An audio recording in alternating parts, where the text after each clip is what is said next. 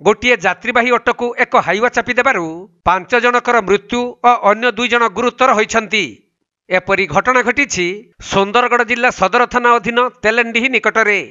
मिलिथिबा सूचना अनुसार सदर थाना अंचलर किछि लोक माने आज पूर्वाह्न समय तेलेंडीही सरस्वती नाल को भोजी करने को जाइथिले। आउ अपराह्न प्राय 3:30 समय भोजी सारी एक अटोरे फेरुथबा बेले एक हाइवा ट्रक भारसाम्य हराई अटो को चापी देबा परे बिल भीतर को उलटी पड़िथिला। फलरे घटनास्थल रे ही 5 जनकर मृत्यु हेबा सह जड़े शिशु और महिला गुरुतर होइथिले। तेणु सेमानकु सुंदरगढ़ जिला मुख्य डाक्तरखाना रे भर्ती करा जाई चिकित्सा चलिथिबा जଣା पड़िछि। तेबे एपरी एक मर्मन्तुत दुर्घटना रे मृत्युवरण करिथिबा मृतकंकर किंतु परिचय मिली पारि नाही।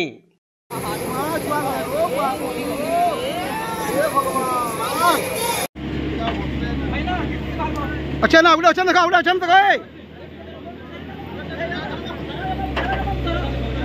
टेम्पू पूरा गुड़ा है टेम्पू खत्म हो गला। हाँ दे टेम्पू इंजिन भीतर हेटा। सुंदरगढ़ जिल्लारू चैतन्य पटेल रिपोर्ट कोणार्क लाइव।